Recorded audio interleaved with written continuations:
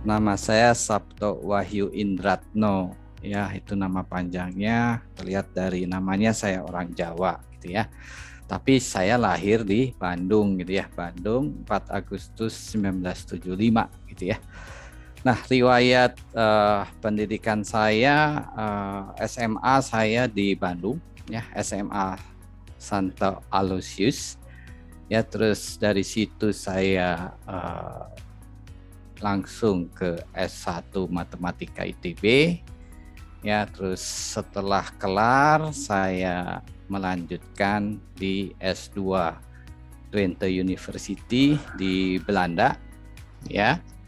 Dan kemudian untuk jenjang S3-nya saya melanjutkannya di Kansas State University di USA.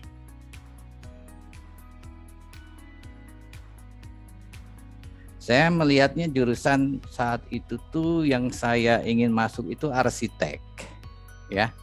Arsitek itu karena kakak saya itu seorang arsitek. Karena melihat wah, tiap hari gambar gitu ya di depan saya tuh bagus-bagus gitu gambarnya. Jadi saya tertarik untuk menjadi untuk memilih jurusan arsitek. Terus yang kedua itu jurusan elektro.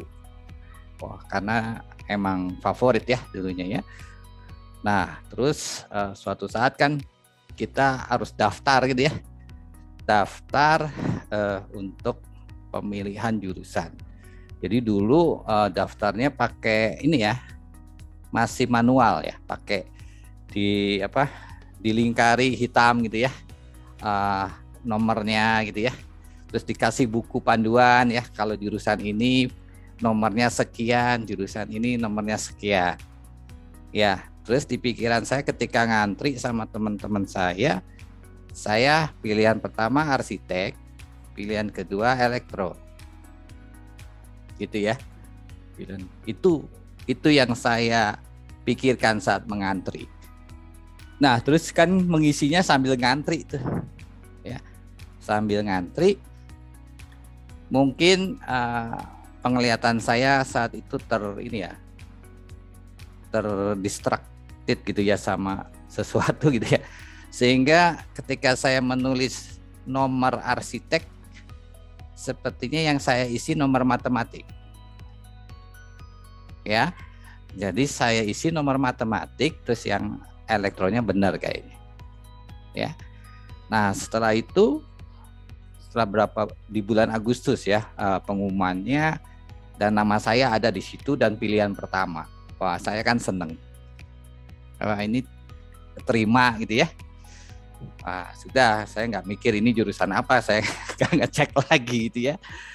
Nah, setelah saya ke sekolah, ke SMA saya, banyak teman-teman sudah tahu saya diterima. Dan saya diselamati, selamat keterima di matematik katanya. Terus saya bingung, kok banyak sekali yang menyelamati saya di matematik gitu. Saya kan penasaran, saya cek lagi, ternyata nomornya benar, itu nomor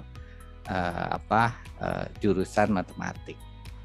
Nah, di situ pertama kali saya bingung gitu loh. Wah, saya di matematik mau ngapain nih? Gitu ya. Itu yang pertama kali ketika saya mendapatkan berita saya diterima di matematik gitu ya. Pada saat masuk berat sekali, saya merasa ini bukan jurusan saya gitu ya. Ya, jadi di semester awal saya sudah mulai pengen pindah gitu ya, pindah jurusan gitu ya. Ya, saya kerja keras gitu ya supaya nilainya baik. Nilainya nggak baik-baik amat, jadi sulit untuk pindah gitu loh. Ya, jadi saya stay di matematik gitu loh. Ya sudahlah, kalau memang harus di matematik saya jalani gitu ya. Jadi, nah untuk mengurangi rasa beban saya ini ya, karena tekanan saya juga, saya kuliah di matematik yang bukan passionnya saya sebenarnya. Ya, itu berat ya. Tetapi asiknya waktu itu tuh teman-teman itu kan sangat mendukung ya. Kalau di ITB dulu tuh berteman itu mudah gitu ya. Nah, jadi saya sangat ini juga ya dengan kegiatan mahasiswa yang bisa membuat saya terus termotivasi untuk menyelesaikan kuliah saya di matematik. Lama-kelamaan ya, setelah melihat ya perkuliahannya, dosen-dosennya canggih-canggih dulu ya, saya mulai ini merasa suka ya. Dari situ kerja keras, karena yang penting saya harus lulus ya, karena saya pikir kalau terlalu lama akan membebani orang tua juga gitu ya. Jadi saya lulus terus di situ merasa ini ya, lega ya ketika bisa lulus ya, meskipun tidak tidak cum laude atau sangat memuaskan, cukup memuaskan saja dulu. Itu sudah bersyukur. Ya, saya sudah mendapat banyak selama saya kuliah ya, terutama ini ya mental ya. Saya digodok di situ dan sampai sekarang oke gitu ya.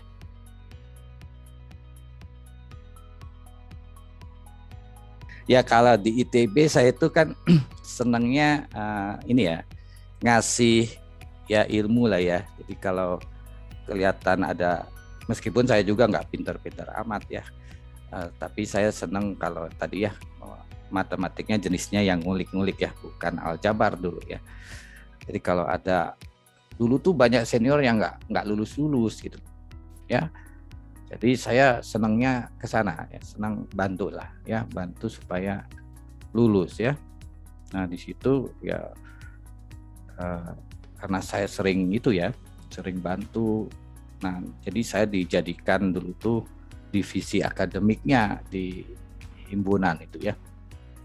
Padahal saya juga nggak serius-serius amat gitu ya, ininya ya, tidak terlalu jago dari yang jago gitu ya. Tapi saya oke lah, punya trik-trik khusus bagaimana supaya lebih mudah gitu ya, mikirnya gitu ya.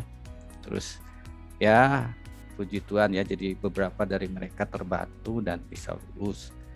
Jadi saya di mata teman-teman saya ya tukang inilah senang bantu matematik ya, itu ya yang saya rasakan saat itu.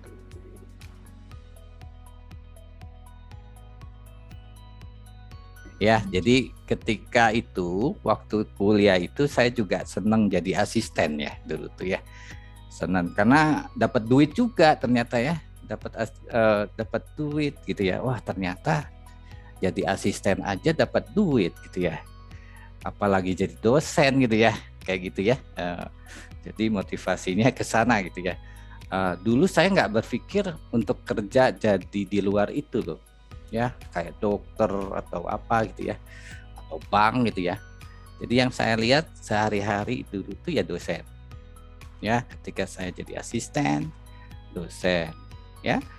Terus dosennya dosen matematik ya.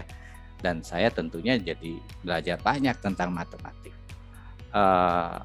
Terus ada pembukaan CPNS di ITB, ya. Setelah saya lulus, saya ditawari, saya ikut tesnya dan lulus di situ, sehingga saya diterima di matematik ITB gitu ya, untuk jadi dosen. Nah sejak itu saya ditugasi untuk tutor dulu sih ya, menutor ya, asisten dosen.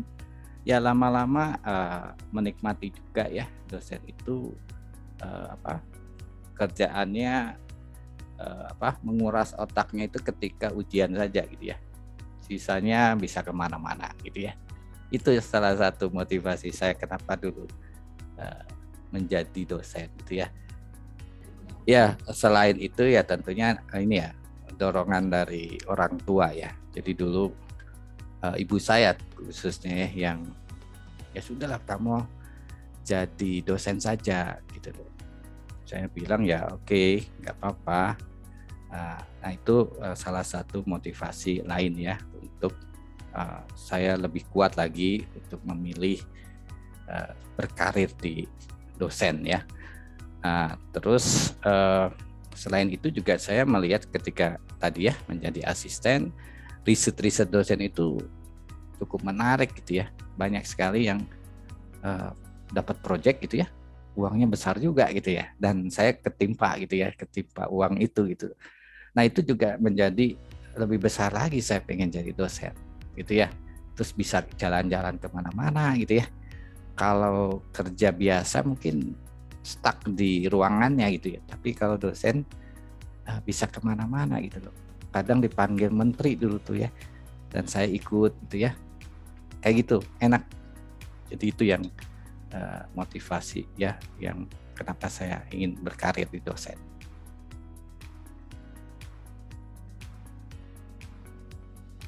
Setelah saya diterima CPNS di ITB, ya saya jadi dosen di ITB. Terus di sana ada ini kesempatan untuk melanjutkan S2, ya S2 di Belanda dulu. Ada beasiswanya dulu, ya untuk di Belanda itu. Nah di situ jurusannya Applied Mathematics, ya dulu saya mengambilnya tesisnya itu di operational research ya.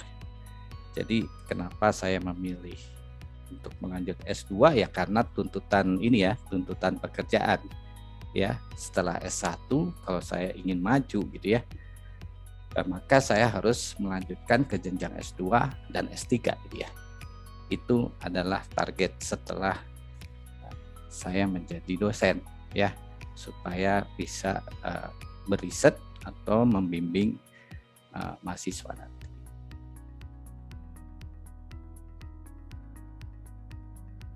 Jadi dulu kalau untuk S2 itu kan saya dapatnya di Belanda ya. Dan itu sebenarnya kalau di Eropa kayak di Belanda, Jerman itu pendidikan itu kan gratis ya. Jadi yang bayar itu ya living cost-nya saja di sana. Ya. Beda dengan di US nanti ya. Jadi saya mendapatkan beasiswa itu sebenarnya untuk hidup saja di sana gitu. Masalah pendidikan ya mereka sudah for free gitu ya. Nah, jadi saya mendapat beasiswa dari perusahaan namanya Van der Lande gitu ya. Jadi sebenarnya kalau Anda mau ke Eropa itu untuk living cost-nya saja gitu ya. Nah, keuntungannya kemarin itu waktu S2 di Belanda itu kita di program internasional, artinya bahasanya bahasa Inggris gitu ya. Nah, kalau kebanyakan kan kalau S2 itu belum banyak yang internasional dulunya. Baru program yang saya ikuti itu yang internasional. Selain itu bisa berbahasa Belanda ya. Kalau di Belanda, kalau di Jerman ya harus Jerman gitu ya. Jadi di situ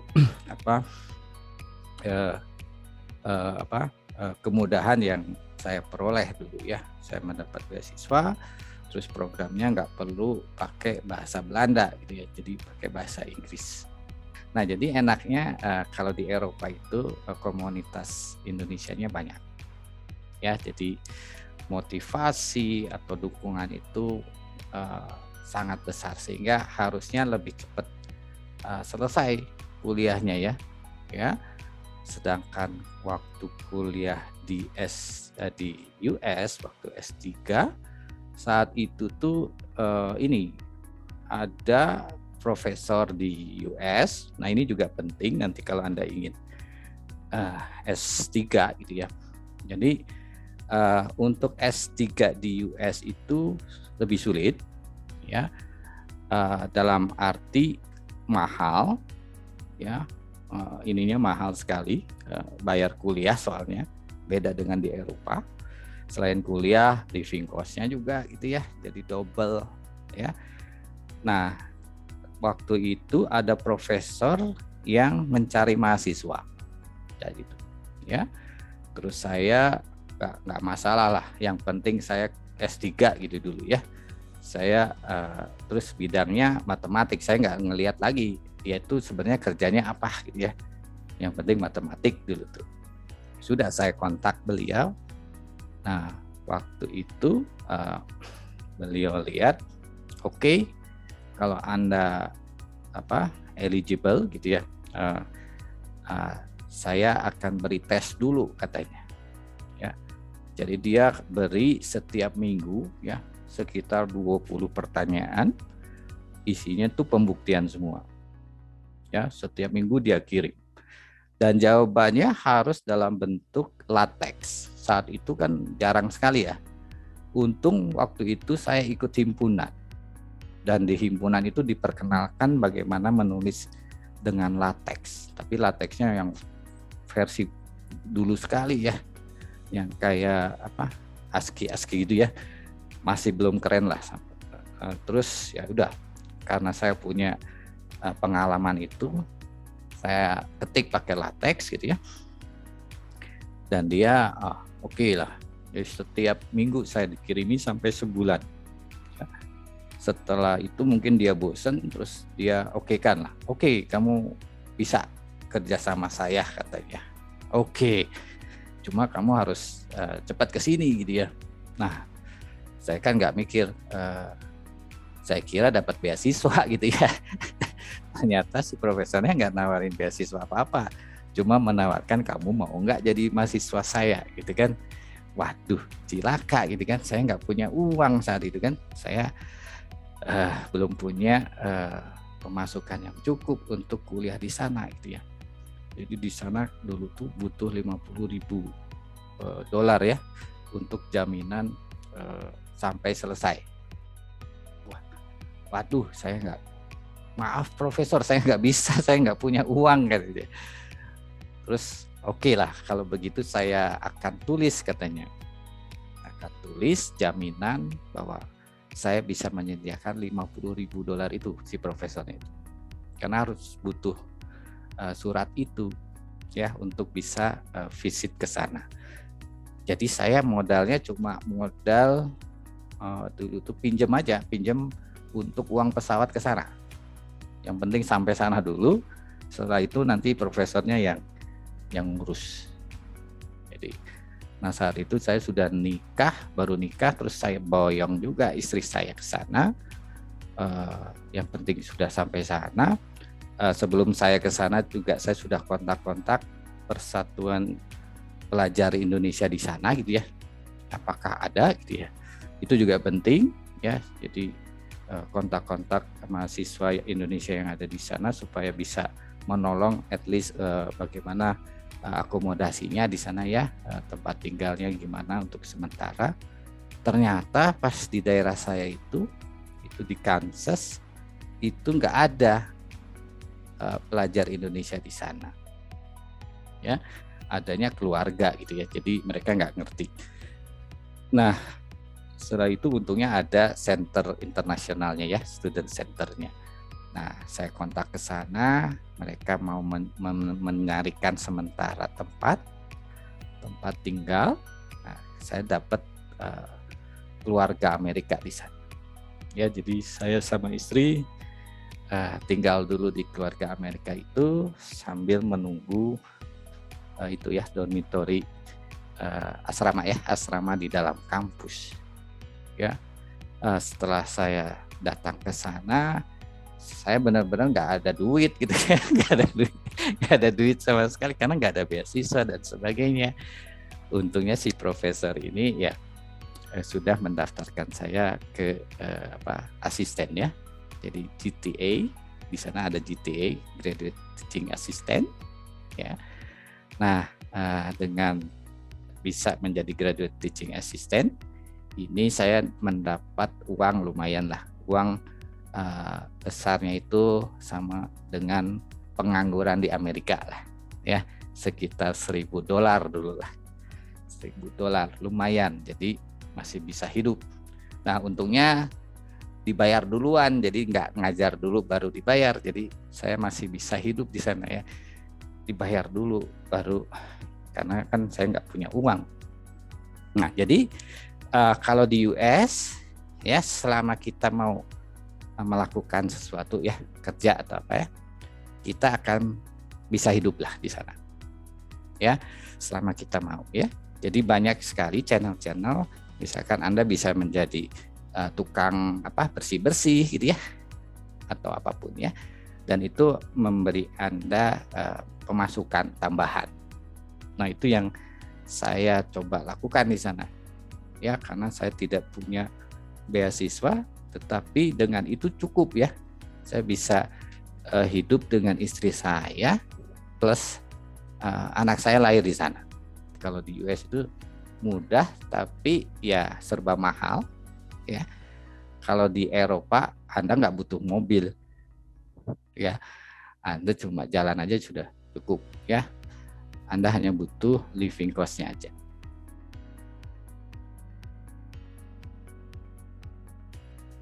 Jadi dulu tuh saya kan risetnya di S3 dulu di US itu mengenai masalah inverse ya. Jadi kita diberikan sesuatu yang terobservasi gitu ya. Terus kita mencari apa sih yang menyebabkan data ini gitu ya. Jadi kita melihat siapa sih yang di balik layarnya gitu ya. Itu riset saya dulu ya. Nah, jadi sekarang masih nyerempet ke sana. Jadi kita punya kalau sekarang sih namanya unsupervised learning ya, unsupervised learning. Jadi kita tahu data observasinya, tapi kita tidak tahu yang menyebabkan data ini apa. Ya, nah ini banyak dipakai di pertambangan ya. Jadi karena menggali tambang itu harganya itu mahal ya. Jadi sekarang itu caranya adalah mencari informasi di permukaan ya, untuk mendeteksi sebenarnya di dalam permukaan, di dalam tanahnya itu apakah ada misalkan padatan emas atau apa ya yang menyebabkan di permukaannya itu seperti ini. Ya, jadi itu masalah inversi. Nah, saya masih fokus di sana ya, di mana sekarang datanya itu dalam bentuk data yang besar. Dan datanya tidak seperti yang klasik ya. Datanya sekarang bentuknya macam-macam. Video pun bisa berupa data kan ya sekarang itu ya. Nah, jadi saya lebih mengembangkan data-data apa saja ya yang bisa kita olah ya, bagaimana mentransformasikannya, misalkan tadi ya, kalau video ya itu bagaimana supaya bisa diolah ya, terus message ya, apakah bisa digunakan untuk mendeteksi tadi misalkan apakah ada emas di dalam area ini, apakah ada minyak gitu ya. Nah, itu sekarang saya mencoba untuk mengeksplor apakah data yang dulu klasik ya, cuma melihat di permukaan, data ukuran-ukuran, itu bisa dikembangkan menjadi data jenis yang lain. Di sekitar itu misalkan warna pepohonan atau seperti apa ya, apakah itu juga bisa dikembangkan menjadi data yang bisa mendukung prediksi dari keberadaan tadi ya, minyak atau emas dan sebagainya. Jadi lebih ke masalah inversi ya, dan fokusnya sekarang ke big data ya. Jadi big data itu tadi ya bentuknya bisa macam-macam.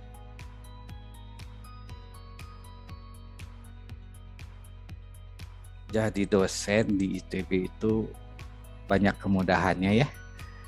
Ya, salah satunya mahasiswanya itu pinter-pinter. Jadi kita nggak perlu terlalu harus mengajari gitu ya. Jadi dipancing gini aja sudah langsung gitu ya, gini gitu ya. Jadi mudah mengajari mahasiswa ITB gitu ya. Jadi itu kesan dari selama saya menjadi dosen ya. Nah, sulitnya itu saya bingung kalau ini mau diajarin apa lagi kalau mereka sudah pada tahu gitu ya. Sehingga itu memotivasi saya untuk lebih inovasi ya. Inovasi saya harus lebih baik lagi gitu ya. Jadi maafkan saya kalau nanti misalkan dalam saya mengajar ada yang tidak ada di buku misalkan. Karena kalau di buku kan ya mahasiswa ITB sih mudah baca buku ya. Nah, jadi saya akan memberikan lebih gitu ya dari sekedar yang ada di buku rujukan. Nah, itu yang sebenarnya kesulitan ya, tapi yang membuat saya jadi lebih banyak harus berpikir ya untuk memberikan sesuatu yang baru terus ya, berinovasi terus. Itu baik ya. Itu yang sangat berkesan ketika saya menjadi dosen sampai saat ini ya. Jadi setiap saya harus mengajar ini, wah kalau pakai materi yang dulu sih, wah sudah kayaknya sudah ini ya out of date gitu ya. Saya harus memberikan lagi yang baru. Nah, itu yang harus kita lakukan terus.